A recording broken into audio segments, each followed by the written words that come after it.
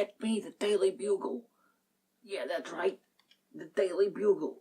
Old Pulteney has changed its branding, it's changed its taste, and it's changed its goddamn packaging. Goddamn.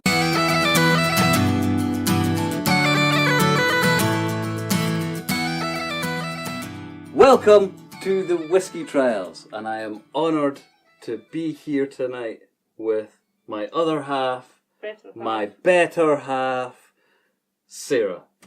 And I think the best way to start off is for Sarah just to tell us a bit about her whisky journey, what she likes, what she doesn't like, and what she first tried. Yeah, okay. I first had Balvenie Double Wood as my first malt whisky. I've probably had whisky before that. And I didn't like it.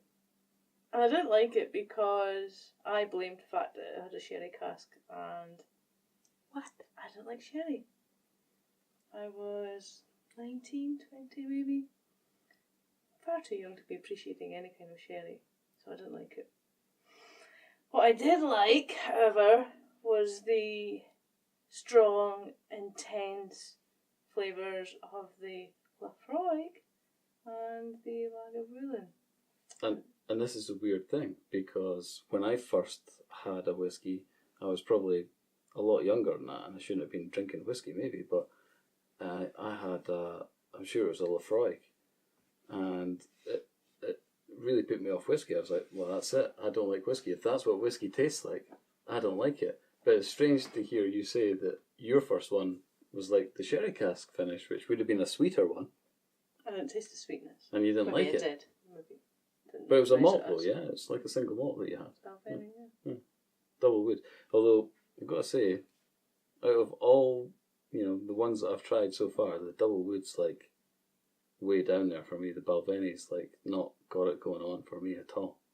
It seems to be a firm favourite for a lot of people. I know. Oh, but Glenfiddich is a massive favourite. If you look online, Glenfiddich is one of the favourites across the world. One of the best selling. And yet, I'm sure you'll agree that if you drink anything below an 18-year-old, it's not that good. Well, I wish I could comment, but I don't think my budget stretches to anything above a 10-year-old most days, so yeah. I can't say I've tried an 18-year-old. Well, this is the whole point in the Whisky Trials as well, is to try and find the ones that are within budget. You bought this. How much was it? Not telling me. Well, that was reduced, actually. I got it because it was reduced from its normal price, which is about, what, £36 or something? Yeah, it's normally about 35 quid, round about that. So I think it was about 20. It's about that in the co-op right now. £22 maybe. 22? Oh wow, total bargain.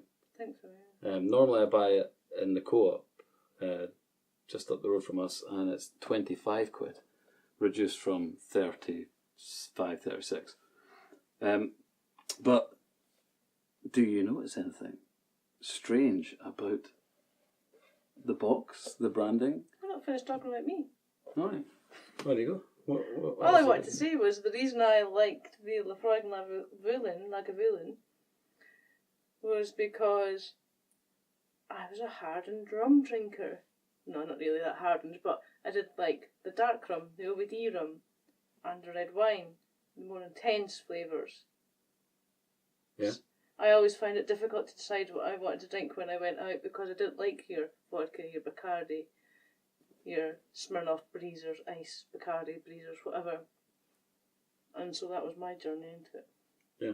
Which I think is a and this relevant is it. fact. And this is like a real, this is where you're getting the proper contrast between whiskey drinkers, because I can drink a Smirnoff Ice, a Bacardi Breezer, I can only drink a couple of them and then I'm out. But when I was young, I would drink them too. The thing is that my introduction to whiskey was through Sarah. Much to my demise. And what she introduced me to was a different side of whiskey. Because all I knew was the Lafroig and the peaty stuff. And Sarah introduced me, she said, no, it's not all like that. there's other stuff too. And then I started drinking it. I'm like, oh wow, there really is. But still, even at that point, I would say, I think that I wasn't quite. I'm not sure if I was quite. If the word is that I was quite ready for it, or if I just needed to drink some to kind of gain a bit of experience. It's like anything. Moving With a on. whiskey now, please. Okay, like I said, do you notice anything? Look, Old Pulteney 12. Where's the metal lid? Where's that gone? It's completely changed. Right, Old Pulteney is changing. I meant to do Maybe it's recyclable now. Maybe. I recycle mine anyway. But maybe there's some stuff online about what they're doing. I haven't researched it. I really wanted to before this, but I didn't have any time. But, this is really hard to get off, so do you want to... I like the metal tins because at least you can put your pennies in them. I know, it's really hard to get into this one. Anyway, right. Dun, dun. It's not full. As you can see, as per my usual standards of Whisky Trials, we've already been tasting this one. And now you know why my bottles are always half empty, because it's Sarah's fault. There you go. That's why he pays for majority of the whiskey, because he drinks the majority of the whiskey. It's a 5-to-1 ratio we've worked out. 5 bottles to 1 bottle. So I buy 5, Sarah buys 1. So Sarah gets a nice one because she's just finished work. And I get a nicer one because, well, it's my show. Yeah, and I'm really sorry, but I get a nice one in a white and Mackay glass. I need an Old Pulteney glass, don't I? Let's just talk about glasses. I talked about glasses in the last Whisky Trials. I like the round one. You like this one? It really fits in my hand. Yeah. I hate having But to hold with like the tasting that. thing, like, let's get pretentious kind of... Well, you can. But, whiskey tasting pretentiousness. Do you feel that you get a better taste out of that one or the Glencairn? Because everybody says Glencairn, right? I don't know, I don't drink out the Glencairn. I think my nose gets stuck. But you have. I can't take a proper... Yeah, okay. Alright, so you can't drink it as fast. No, I can't get a good... A good slug. Yeah, there you go. Slug. It's not necessarily tasting it though. I mean, and the whole point is the smell. So what I pointed out on the previous Whisky Trials was that I didn't like the Glencairns, or I'm leaning away from the Glencairns because when I use them, it focuses the nose so that all the alcohol, all the medicinal stuff, everything that happens, like, it really overpowers every other smell. But when I've got this one, it kind of opens it up so I can give it a little, spin and put my nose at the edge and pick up loads of different smells. It's so much better. And I don't know if it's because, well, I like to think that I've got a good sense of smell, or if it's just, my nose or something. I don't know. What do you think? Do you like that one better for smelling and tasting and everything, or because you've obviously used the Glencairn before, so? Yeah, I think this one's better. I think this one's better because when I hold it in my hand, it warms it. It brings it to nice room temperature, hand temperature. Yeah, and I can swirl it around like this, and I see the legs.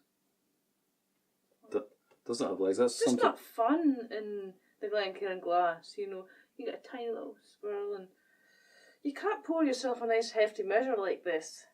It's actually easier to see the legs in the Glencairn. And with the Glencairn, to pour a big measure, it's like up to there, and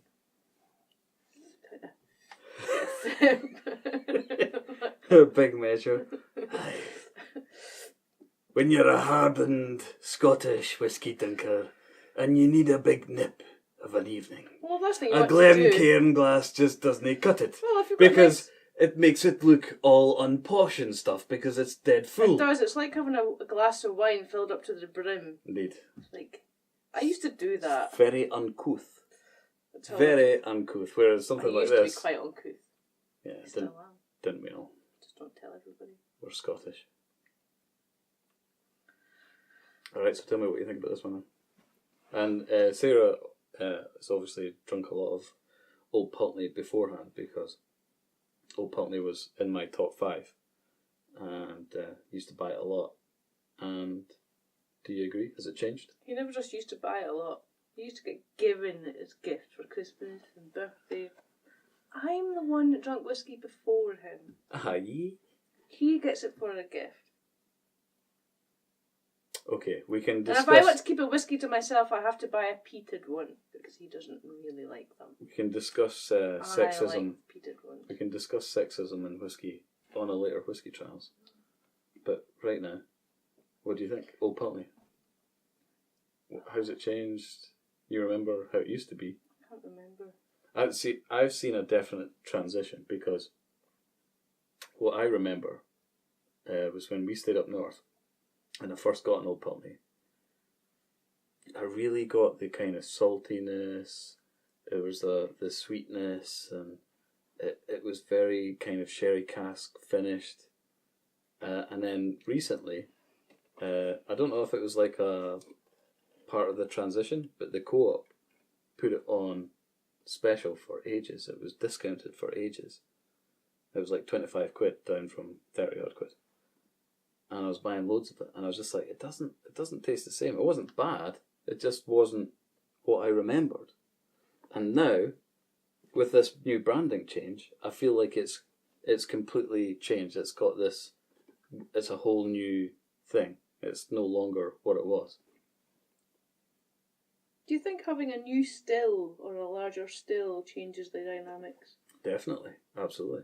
Those things totally change it. And babe, it says they're in ex-bourbon casks, not sherry casks. Now, but it definitely had a sweetness before. I don't know if they were in sherry cask, but it had that sweet finish. But you get that from bourbon as well, because bourbon's sweet too.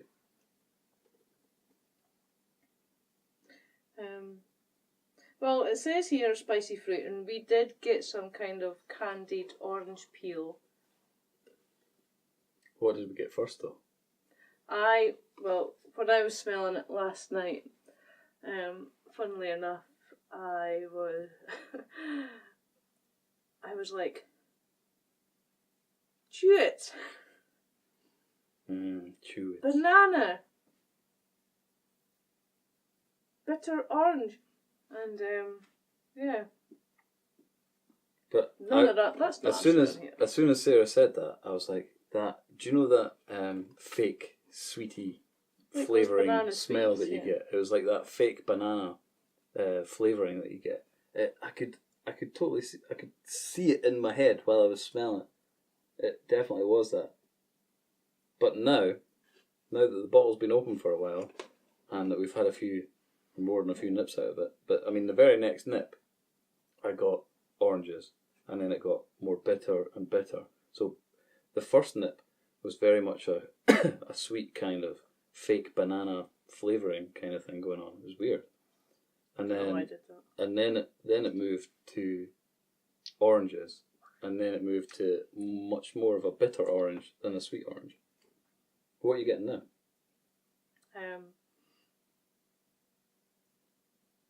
Yeah, I'm definitely getting the bitter flavours. But I think I'm a little bit dehydrated as well, so I guess And this is that's got a part to play with it. But this is what I was talking about in the previous Whisky Trials, where I was talking about what you're doing and how you are and what you're eating, and everything plays a part in how you taste the whiskey. Because I was talking about when I was drinking the Glenmorangie and I was in the bath and I was salty on my lip with the sweat.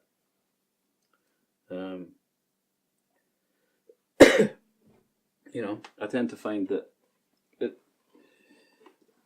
being dehydrated probably doesn't really matter for me. It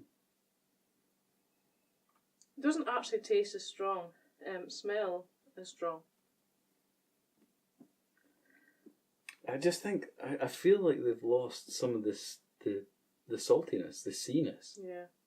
I mean, it used to be like when I drank this before. The first time I had Old Pulteney was once I was kind of into whiskey a little bit, and I don't know if I got given it or if I bought it, but either way, I had this nip, and it made me feel like a pirate. on the open waves. That's all I can describe. I'm I'm a pirate. I'm drinking. It's I'm not feeling seasick because I normally would. It was great. It was just a taste that I could just imagine something from. But this isn't it. It's not salty. This, for me, is much more a bitter orange, a fruitiness. There's less salt. There's less seasidiness. And it makes me think that with their new branding, they've got some kind of new mix. I don't know if it's a new master distiller that they've got. Personally, I don't. I think I can still smell a bit, but the taste is it's way more fruity than it used to be. I can't share your sentiment of the saltiness of it before. Was that a smell or was that a taste? Both. It was like when you... But sometimes something can be really well seasoned and you don't taste the saltiness of it. Is that what you mean? It's like... It's... The way I would liken it is if you can imagine a very well salted steak as it cooks. You smell that it's been seasoned as opposed to one that hasn't been seasoned. And you can smell that stickiness. It caramelizes a little bit more. And, it draws out some of the moisture. Where's that pizza? Yeah, it's definitely changed. But has it changed for the better or has it changed for the worse? I don't know. I mean, does anybody agree with me? If so, or if not, hit the comments below. It's really easy to drink. It's really pleasant to drink. Oh yeah, it's nice. It's not got any sharp, unpleasant after kick like some whiskies do. Like, let me think. What's the one that I recall from?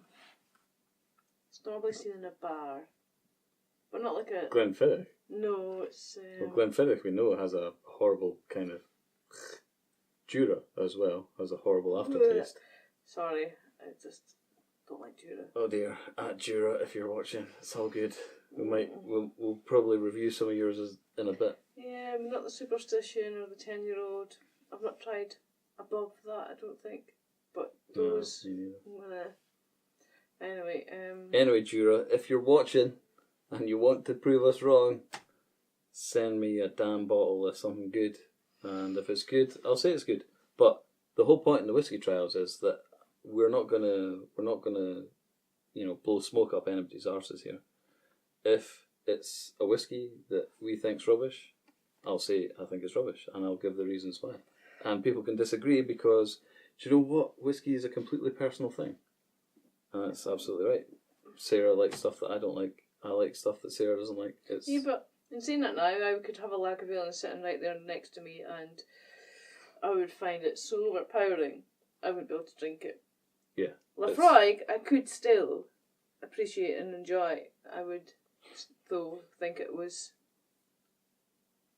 overpowering, but not as much as Lagavulin. And I think that's because of, since then, all the different whiskies I've had, I've widened my palate, do you think? Become to appreciate the other flavours in whiskey and obviously drifted away. Yeah. And this is what I'm trying to do as well. So I'm trying to embrace the more smoky and peaty stuff because, I want to broaden my whiskey horizons, as it were, too. So, yeah, it's definitely something I'm trying to achieve. And I think one of the other things that I want to do with the Whisky Trials is to do that. Because there's a lot of people, I think, like me, that like the sweeter ones, but then when it gets smokier and when it gets peatier, they can't deal with it. Mm-hmm. And what I want to do is find some whiskies that can give them that transition to that. And it's not to say that you would it's just like Sarah said, it's not like, hey, I'm a Lafroig drinker, or, I'm a Lagavulin drinker. It's like a once every now and again kind of thing. And that's why these whiskies will last a bit longer. I was actually talking about that with the Dalwhinnie, because what I said was the Dalwhinnie 15 is one of these ones where you would like to just keep it aside. It's that nice. I'd like to try and keep it aside. Yeah, we would like to try. It's unlikely, but you know, it's one of the ones that you'd like to bring out. Resistance is futile. Indeed. But when people are around, you're like, hey, I've got this nice little Dalwhinnie 15. Not, I've got a bottle of White Mackay. What was the one we had recently that was really nice? It was an older one. I think the oldest one we've had recently is that Dalwhinnie. Yeah. I did like that one. Yeah, I mean, the other one, the only other aged one that we've had recently is the Glendronach 12. And I kind of compared them a little bit, the Dalwhinnie 15 to the Glendronach 12, because I think Glendronach have done actually something really, really special with that 12-year-old.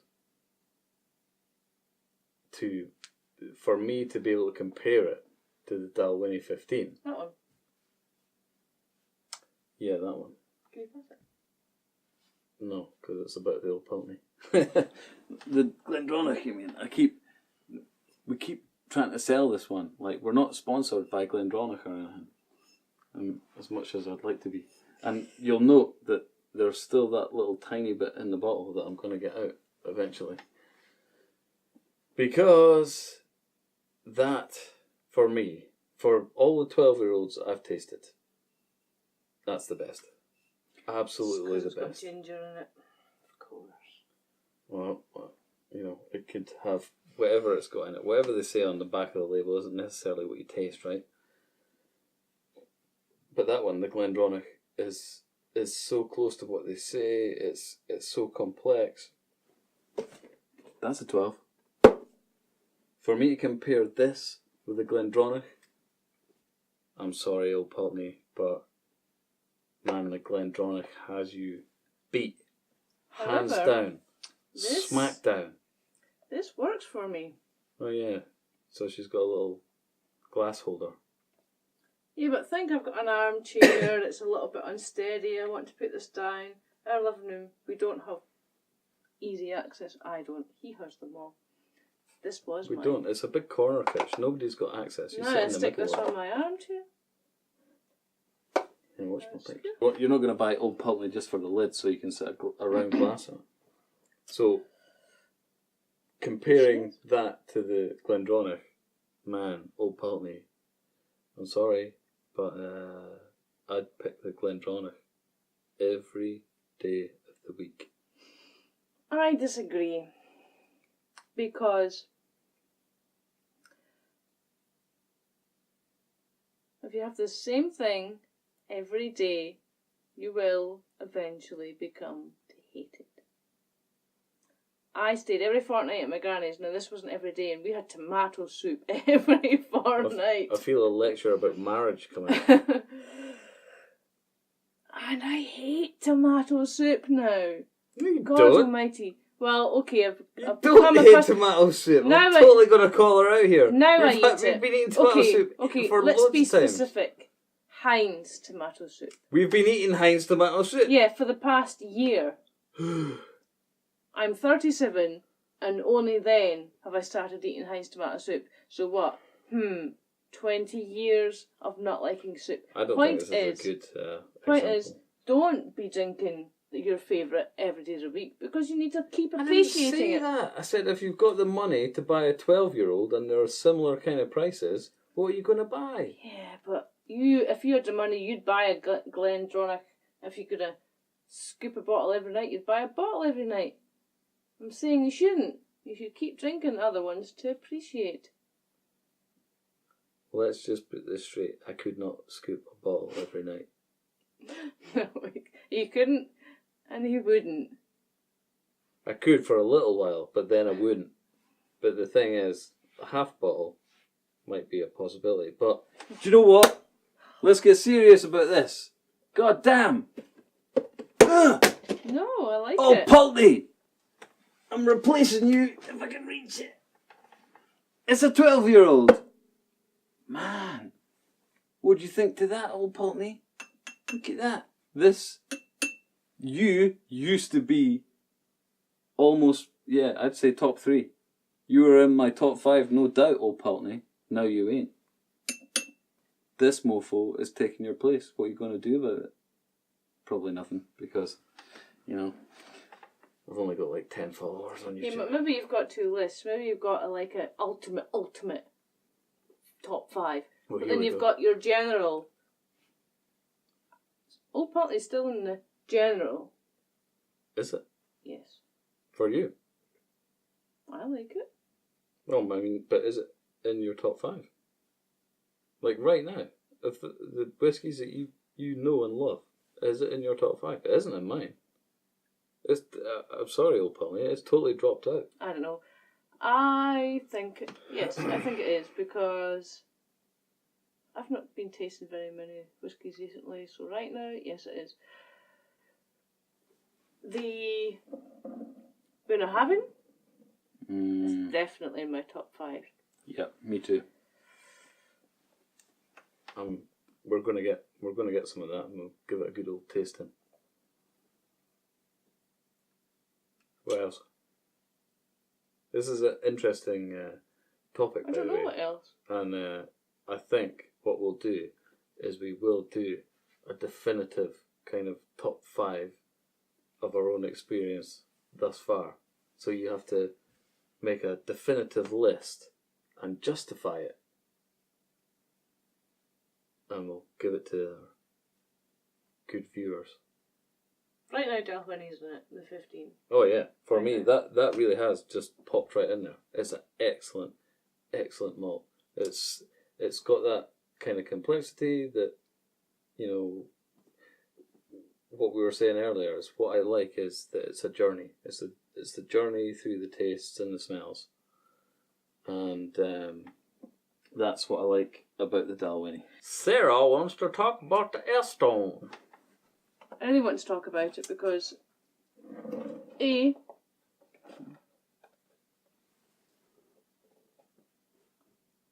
I'm female. I recognise as female.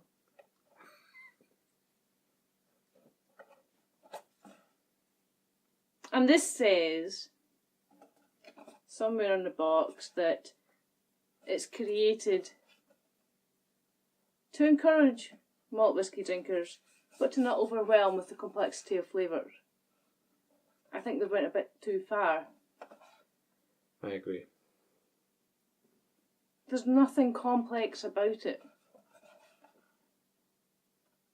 In fact, what it reminded me of was somebody putting too much water in a whiskey, and then you've just got that overwhelming, just blandness. I disagree. Um, Because for me, it had what I call an unfinishedness. So what I talked about was with the Dalwhinnie, and with this Old Pulteney as well, it's a well-finished whiskey. With these ones, it's got that and it was taste. very It's just, pale. it's just not finished. And it was very pale. And I think it was a poor introduction because its bite, shall we call it? Its tartness, maybe. Its sting was there. Maybe not as much as you would get in a blend, but it was there, and that was the most prominent aspect of this. And it was followed by nothing. And I don't think that's a good idea. I don't think it's a good one. It's interesting that Sarah says that because I was just saying that I actually think it's a pretty good introduction. Well, I don't, because the whole idea of malt whiskies is that there's got to be a certain level of complexity, whether or not there's a lot in there No, or because not. what I'm saying is that people Well, weren't maybe ready you could for let it. me finish and then you can say what you want to say. But, yeah. Go on then. Your first malt bought for you, not by me, was a Ben Romach. Uh-huh. It doesn't fly any flags for you, but that was your route to appreciating malt whiskies. It was. But I'm not saying that it was like, oh wow, No, it wasn't And Oval. I've talked about this before. And it wasn't Oval, but it was a damn sight better introduction than this. This is tailoring to something, I don't know what they're tailoring to. Well, it's tailoring into people that don't know any better. Yeah, but I didn't know any better, and I started on a Lefroy and Lagavulin. And that's what I've said to That's everybody. assuming that nobody appreciates the complexity, and everybody... Exactly. And but, that's okay, not the everybody's case. different. But the thing is, if you taste that, you'll be like, maybe I want something more. Have you got anything that tastes of more? The point is that most people that taste whiskey have never experienced anything of that level Exactly, before. and now they're So getting if they the taste, sharpness. if they taste something like that, they're like, "Whoa, that's amazing!" And I covered this in I think the first episode where I talk. Why are they thinking it's amazing? No, but I talk about my first malt, and I talk about the Ben Romach, and I talk about how I thought it was like, whoa, and then when I drink it now, I'm like, Yeah, but this to me is it's like... not wow, it is what it is. This is like a smooth blend. Yeah, and that's why it is what it is. That's why it's an introduction to Yeah, whiskey. but it's at the price of a malt. Because it is one, and it's aged 10 years. Yeah, but it's not worth it. Bum, bum, bum. I would have rather bought a black bottle Oh, than that. and there's a very good point that some blends may well be a better introduction to whiskey than some malts. And also, some blends might actually just be better to drink than some malts. I actually thought this one was alright. Perhaps It my was- expectations. Maybe I have got a wide range of expectations now, and that's why I'm disappointed. Yeah, I know. Because it does say it caters to the Yeah. seasoned whiskey drinkers as well as... It says the other one is a bit more complex. Yeah, maybe. The whatever cask, not the sea cask, the other cask. But yeah, I think what Sarah's trying to say is when you buy an age statement whiskey at 10-year-old, you expect a little bit more, right? Absolutely. Yeah, and I do too. I mean, we've got a lot to thank Glenfiddich for. Apparently, they were the forefathers of pushing malt to our shelves. So without Glenfiddich, we may not be drinking this lovely Old Pulteney right now. So good on you, Glenfiddich. Unfortunately for you, everything below your 18, which I have tasted, I don't like. But, send me an 18 or plus and I might think about it. Sarah's going to pour me another little nip of Old Pulteney. Just so we can re-taste it. As you can see, she's much more heavy-handed when she pours herself. Just keeping it balanced. Let's take a moment. Yeah, I've got something in mind. That's because you put too much in. Because it was like a waterfall, it went in, it probably caught a fly or something. The good thing about whiskey, if a fly lands in it, it's sanitized. It's just extra protein in it. See, now I'm getting a much more vanilla. I did get a hint of vanilla. I didn't mention it because it was so mild, but I did get a hint of vanilla. But I'm still getting that medicinal note. But, let's face it, it's still nice. I'm just not sure if I like it as much as I used to. Thank you for joining me on another Whisky Trials. Thank you for Sarah for joining us. Thank you for putting up with me. It's been amazing. Sarah's going to join us on more. Just subscribe below. Am I getting paid? No, you're not getting paid. Nobody gets paid. I've only got 9 followers. That's why I'm saying follow me. Okay. Well, by the way, I am the giraffe rider when I comment in his comments, just so you know who I am. Good evening. Guten Abend.